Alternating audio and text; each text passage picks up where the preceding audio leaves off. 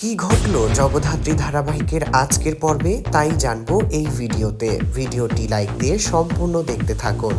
জগদ্ধাত্রী ধারাবাহিকটির সকল আপডেট পেতে চ্যানেলটি সাবস্ক্রাইব করুন।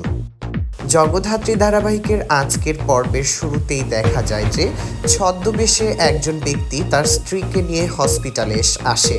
হসপিটালে এসেই সে জোরে জোরে চিৎকার করতে থাকে, আমার স্ত্রীকে বাঁচান, আমার কাছে কোনো টাকা পয়সা নেই, দয়া করে ডাক্তারবাবুরা আমার স্ত্রীকে ভালো করে দিন। তার এই অভিনয় দেখে সকল ডাক্তাররা সেখানে জড়ো হয়ে যায় এবং তারা জিজ্ঞেস করে তার স্ত্রীর কি হয়েছে এবং তার কাছে টাকা আছে কিনা। টাকা থাকলে তা এক্ষুনি কাউন্টারে জমা দিয়ে তার স্ত্রীকে হাসপাতালে ভর্তি করার।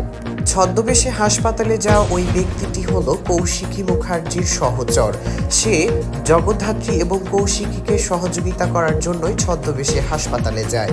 ছদ্মবেশে হাসপাতালে যাওয়া ওই ব্যক্তিকে সহযোগিতা করতে থাকে কৌশিকী মুখার্জি এবং ফোন কলের মাধ্যমে তাকে সকল দিক নির্দেশনা দিয়ে দেয়।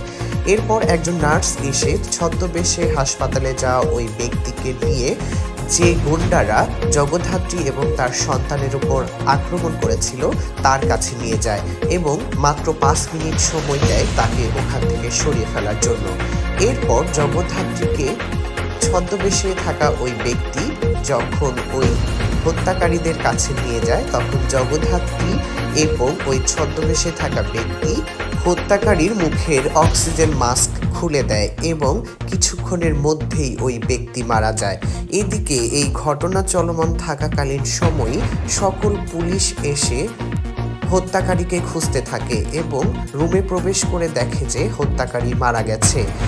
জগদ্ধাত্রী ধারাবাহিকের আজকের পর্বে এমনই দেখানো হয় এবং হাসপাতালে থেকেই যে জগদ্ধাত্রী তার চিরশত্রুদেরকে শাস্তি দিতে পারে এরই উদাহরণ আজকের পর্বটি। তো দর্শক বন্ধুরা, কেমন লাগলো জগদ্ধাত্রী ধারাবাহিকের আজকের পর্ব তা অবশ্যই কমেন্ট করে জানাবেন। যারা জগদ্ধাত্রীকে ভালোবাসেন তারা অবশ্যই এই ভিডিওতে একটি লাইক দিয়ে যাবেন। ভিডিওটি দেখার জন্য সবাইকে অনেক অনেক ধন্যবাদ।